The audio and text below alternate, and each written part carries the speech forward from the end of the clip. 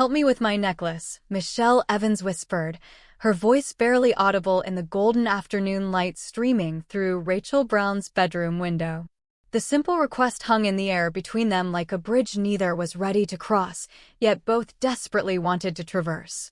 Rachel's fingers trembled as she reached for the delicate silver chain at Michelle's nape, the familiar scent of vanilla and jasmine from Michelle's perfume making her dizzy with longing she had carried for 2 years and 7 months. Michelle pulled her dark hair to the side, exposing the vulnerable curve of her neck, and Rachel felt her world tilt on its axis. The gesture was so intimate, so trusting, that Rachel's breath caught in her throat. Her fingertips brushed against Michelle's skin as she worked the tiny clasp, electricity shooting through her entire body at the contact. She had helped Michelle with jewelry before, had braided her hair during countless movie nights, had held her during tears over failed relationships with men who never seemed to understand her. But this moment felt different. Charged. Dangerous. "Rachel," Michelle breathed, and there was something in her voice that made Rachel's hands still against her neck. "I need to tell you something.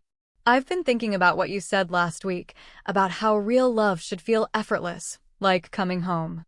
And I keep thinking about how I feel when I'm with you versus how I felt with David, or Marcus, or any of them really." Rachel's heart hammered against her ribs as Michelle turned in her arms, the necklace forgotten, falling to the hardwood floor with a soft chime. Michelle's green eyes were bright with unshed tears and something that looked dangerously like hope. "I think I've been looking for the wrong things my whole life.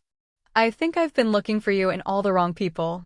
The confession Rachel had dreamed of hearing hung between them like a storm about to break, and she felt herself trembling on the precipice of everything changing forever.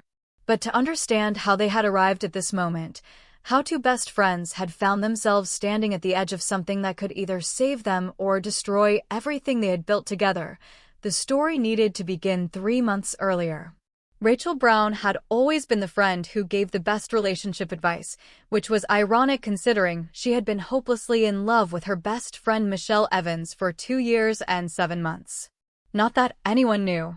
Especially not Michelle, who seemed to attract men like flowers attract bees, always finding herself in relationships that started with fireworks and ended with her crying on Rachel's couch, wondering what was wrong with her that she couldn't make love work. Rachel would make tea, offer tissues, and listen to Michelle dissect every conversation, every gesture, every moment of confusion with whatever boyfriend had just broken her heart. She would nod sympathetically and offer sage advice about communication and compatibility, all while her own heart twisted like a knife in her chest. Because Rachel knew exactly what was wrong. Michelle was looking for something in men that she would never find, something that Rachel could give her if only Michelle would see her as more than just her dependable, safe friend. The apartment they shared in the Arts District was filled with evidence of their deep friendship. Photos of them at concerts, art galleries, weekend trips to the mountains. Michelle's paintings leaned against every wall, bold strokes of color that somehow captured emotions Rachel couldn't put into words. Rachel's books were scattered on every surface, poetry collections and novels with dog-eared pages marking passages that reminded her of Michelle's laugh or the way sunlight caught in her hair. It was a Tuesday morning in October when everything began to shift. Rachel was grading papers at the kitchen table, red pen in hand, when Michelle emerged from her bedroom looking disheveled and lost. She had broken up with David the night before, another relationship that had promised everything and delivered nothing but disappointment and confusion. "I don't understand what's wrong with me," Michelle said, slumping into the chair across from Rachel. Her dark hair was tangled from sleep, and she wore an oversized sweater that made her look younger and more vulnerable than her 27 years. David was perfect on paper. Kind, successful, attractive. He said he loved me. But when he kissed me, when he touched me, I felt nothing. Less than nothing. Like I was playing a role in someone else's life. Rachel set down her pen and really looked at her friend. Michelle's green eyes were rimmed with red from crying, but there was something else there too. Frustration. Confusion. A searching quality that made Rachel's chest tighten with hope and terror in equal measure. "Maybe you're just not compatible," Rachel offered carefully, the same advice she had given dozens of times before. But Michelle shook her head, running her hands through her hair in a gesture that Rachel had memorized years ago. It's not just David. It's been every guy I've ever dated. I keep waiting to feel what everyone talks about, that spark, that connection that makes you want to lose yourself in someone. But I never do. I feel like I'm watching my life happen to someone else. Rachel's heart hammered as she watched Michelle struggle with words, with concepts that seemed just beyond her grasp. This was the closest Michelle had ever come to questioning why her relationships never worked, why she always felt like something essential was missing. Rachel wanted to reach across the table and take her hands, wanted to tell her that the spark she was looking for had been sitting across from her every morning for 3 years. Instead, she chose her words carefully. What does love feel like to you? When you imagine it, I mean. Michelle was quiet for a long moment, staring out the window at the autumn leaves dancing in the breeze. When she spoke, her voice was soft and thoughtful. Safe. Like coming home. Like being seen completely and accepted anyway. Like the other person knows me better than I know myself sometimes. She paused, and something flickered across her face. Like how I feel when I'm with you, actually. But that's friendship, right? The question hung in the air between them, and Rachel felt her world shift slightly on its axis. Michelle was looking at her with an expression she had never seen before, curious and searching and almost frightened. Rachel's mouth went dry as she realized that Michelle was beginning to question things she had never questioned before.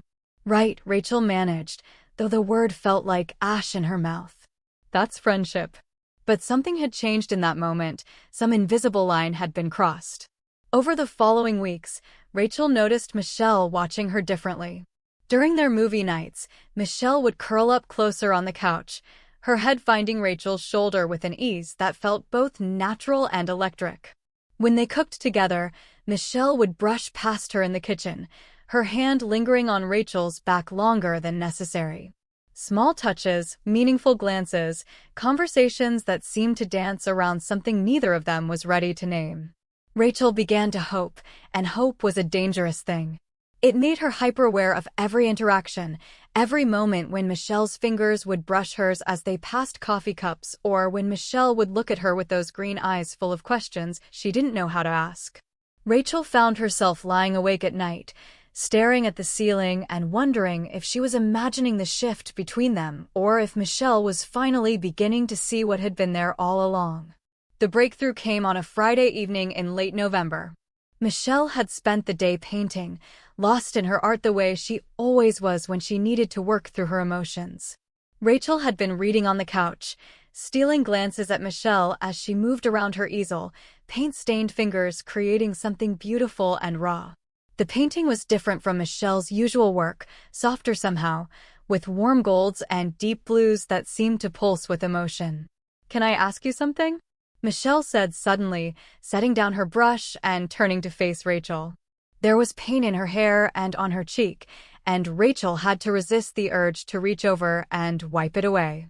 "Always," Rachel replied, closing her book and giving Michelle her full attention. Michelle was quiet for a moment, gathering her thoughts. When she spoke, her voice was hesitant, uncertain. "Have you ever wondered what it would be like to kiss a woman?" The question hit Rachel like lightning, and she felt her heart stop and restart in the space of a breath. Michelle was looking at her with an expression that was equal parts curious and terrified, as if she had just asked the most dangerous question in the world. Rachel started, then stopped. This was the moment she had dreamed of and feared in equal measure. The moment when she could either tell the truth and risk everything, or lie and protect the friendship that meant more to her than her own happiness. "Why do you ask?" Michelle's cheeks flushed pink, and she looked down at her paint-stained hands. "I've been thinking about it lately. About why I never feel anything when men kiss me. About what I might be missing or looking for in the wrong places. And I keep wondering if maybe—" She trailed off, unable to finish the thought. Rachel's mouth was dry as desert sand, but she forced herself to speak. "If maybe what?" "If maybe I'm not as straight as I thought I was."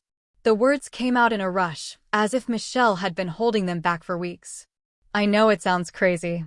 I've never been with a woman, never even really thought about it seriously until recently. But I can't stop thinking about it now. About what it might feel like to be kissed by someone who really sees me. The air between them crackled with possibility and danger. Rachel could feel the moment balanced on a knife's edge, could sense that whatever she said next would change everything between them forever. She thought about all the nights she had held Michelle while she cried over men who couldn't love her the way she deserved. She thought about all the advice she had given, all the times she had bitten back her own feelings to be the friend Michelle needed. I think, Rachel said carefully, that you should trust what you're feeling. Even if it's scary. Especially if it's scary. Michelle looked up then, and Rachel saw her own longing reflected in those green eyes. They sat there in the golden light of the living room, paint fumes and possibility thick in the air between them, both afraid to take the next step, but unable to go back to pretending this conversation hadn't happened. Rachel, Michelle whispered, and there was a question in her voice that made Rachel's heart race. Would you? I mean, if I wanted to find out, would you help me figure this out? The question hung between them like a bridge waiting to be crossed. Rachel knew that saying yes would change everything, would open a door that neither of them could close. But looking at Michelle, seeing the hope and fear and trust in her eyes, Rachel knew there was only one answer she could give. Yes, she breathed. If that's what you want, then yes. They didn't kiss that night. Instead, they talked until dawn, curled up together on the couch like they had dozens of times before, but everything was different now. Michelle talked about her confusion, her growing awareness that what she felt for Rachel was different from any friendship she had ever experienced. Rachel, carefully and slowly, began to share pieces of her own truth. Not everything, not yet, but enough to let Michelle know that she wasn't alone in her questioning. The weeks that followed were a careful dance of discovery. Michelle would find excuses to touch Rachel, her hand lingering on Rachel's arm during conversations, her fingers playing with Rachel's hair while they watched movies. Rachel, who had spent years hiding her feelings, found herself able to be more open, more affectionate, without the crushing weight of secrecy. They had their first real conversation about sexuality on a cold December evening, snow falling outside the windows of their apartment. Michelle had made hot chocolate, and they were sitting cross-legged on Rachel's bed, facing each other like they were sharing secrets at a sleepover. I looked it up, Michelle said, her cheeks pink with embarrassment. Compulsory heterosexuality. Have you heard of it? Rachel nodded, her heart racing. She had done her own research years ago, trying to understand her own feelings and attractions. What did you think? It explained so much, Michelle said, her voice wondering. The way I've always felt like I was performing when I was with men. Like I was following a script someone else wrote. The way I could never understand what my friends meant when they talked about being attracted to celebrities or feeling butterflies when a guy smiled at them. She paused, looking down at her hands wrapped around her mug. And it made me think about how I feel when I'm with you. How natural and right everything feels. How I never have to pretend or perform or be anyone other than exactly who I am. Rachel felt tears prick her eyes. This was what she had dreamed of hearing for so long, but now that it was happening, she felt overwhelmed by the magnitude of it. Michelle, she started, but Michelle held up a hand. Let me finish, she said, her voice stronger now. I think I'm falling in love with you, Rachel. I think maybe I have been for a while, but I didn't know how to recognize it because it felt so different from what I thought love was supposed to feel like. It doesn't feel desperate or uncertain or like I'm trying to solve a puzzle. It feels like coming home. The words Rachel had longed to hear hung in the air between them, beautiful and terrifying. She felt her own walls crumbling, the careful barriers she had built to protect her heart dissolving in the face of Michelle's honesty. I've been in love with you for 2 years and 7 months, Rachel whispered, the confession pouring out of her like water through a broken dam. Since the night you fell asleep on my shoulder during that terrible movie marathon, and I realized that holding you felt more right than anything I had ever experienced. I've been dying a little bit every time you cried over some guy who couldn't see how amazing you are, knowing that I could love you the way you deserve, but thinking you would never want that from me. Michelle's eyes filled with tears, and she set down her mug with shaking hands. Rachel, she breathed, and then she was moving across the bed, reaching for Rachel with desperate hands. Why didn't you tell me? Because I was terrified of losing you, Rachel admitted, letting Michelle pull her closer until they were kneeling face to face on the bed. Because your friendship means everything to me, and I thought it was better to love you silently than to risk not having you in my life at all. You beautiful, ridiculous woman, Michelle said, her hands coming up to cup Rachel's face. Don't you know that you're the most important person in my world? Don't you know that losing you would destroy me?